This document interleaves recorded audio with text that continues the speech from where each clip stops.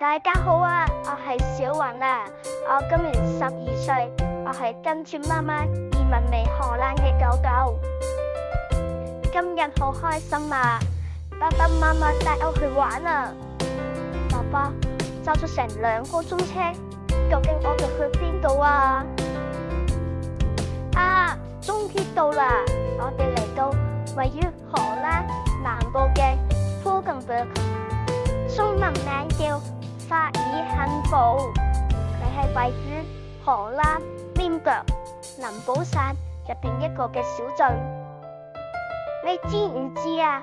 原來呢度都係國內好出名嘅旅遊景點嚟㗎。點解呢？因為呢度有好多荷蘭冇嘅山丘同埋地下洞穴，再加埋呢個古色嘅建築，呢個被譽為水秀山明嘅童話世界。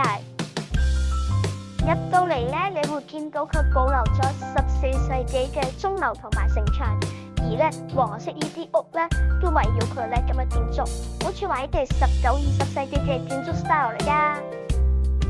我覺得我哋好似去咗卡通片入邊嘅歐洲古鎮咁樣咧。哇，好香啊！呢度周圍全部都係餐廳啊，有唔少嘅遊客咧都坐喺度咧攤翻個下午茶啦，去享受下個風景。又或者周圍行下都有好多特色嘅小店㗎。哎呀，我要快過你啊！我哋行下就行到嚟法爾肯堡嘅城堡古蹟啊！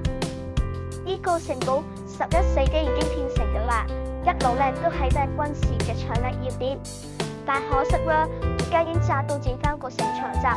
你睇下，以前個樣係咁靚㗎。如果你哋有興趣，都可以俾16個半歐元咧入去做參觀㗎。